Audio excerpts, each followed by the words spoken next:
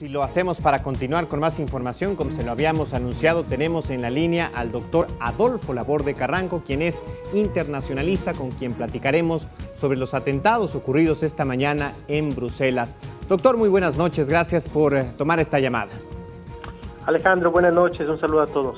Igualmente, doctor, ¿es la crónica de un ataque, de unos ataques anunciados? Bueno, había algunos indicios, se esperaba que hubiese alguna actitud al respecto por parte de los yihadistas o de los terroristas que estaban huyendo o de las células que se encontraban en Bélgica. Ya había habido un nivel de alarma nivel 4 del 21 al 25 de noviembre en Bélgica del año pasado, pero se había tenido una postura mucho más flexible y bueno, pues desafortunadamente a 3 días que se detuvo a este terrorista que faltaba, pues se dan estos sucesos trágicos en Bélgica, en donde lamentablemente padeció mucha gente el terror y el sufrimiento, y muchos otros murieron. ¿Qué falló, doctor, en cuestión de seguridad, de cuidados, sobre todo después de la advertencia que se dio a conocer después de los atentados en París, en Francia, en noviembre del año pasado? Claro, me parece que los protocolos de seguridad eran los correctos, los idóneos.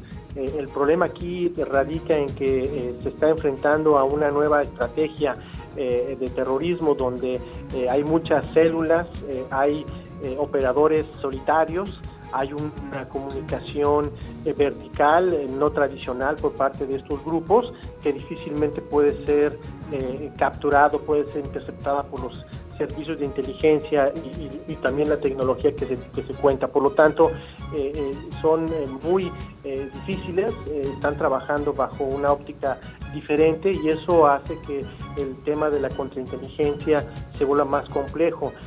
Me parece que no es que se hayan flexibilizado los servicios de inteligencia, sino que estamos ante un fenómeno muy interesante en donde se están copiando estrategias de la guerra de guerrillas, en donde los terroristas se insertan en la sociedad y difícilmente se pueden capturar a todos. Entonces están jugando a esa estrategia, y lógicamente pues para los servicios de inteligencia esto resulta muy complicado para tratar de neutralizar.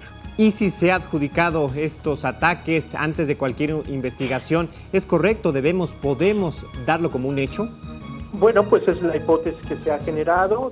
Hay que recordar que también hay un avance por parte de las fuerzas aliadas contra este grupo terrorista en Siria y en una parte de Irak.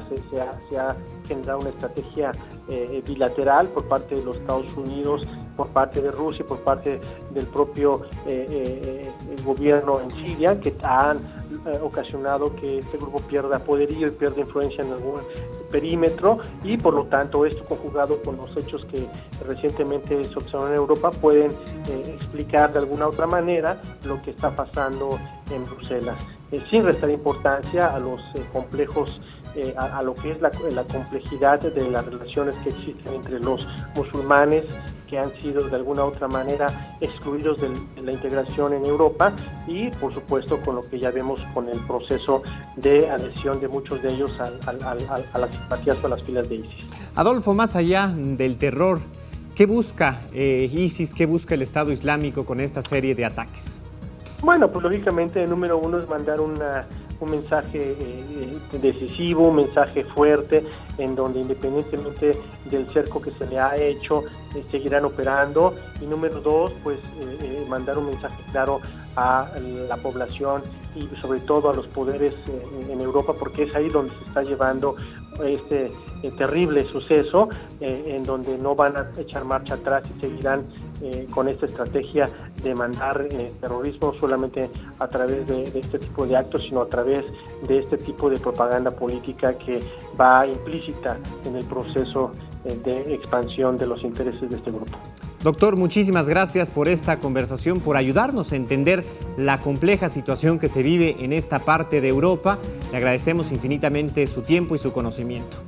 Alejandro, buenas noches, saludos a todos. Igualmente, un abrazo. Gracias. Estamos listos para hablar de deportes, por eso ya también está listo Ricardo Magallán. Ricardo, te escuchamos.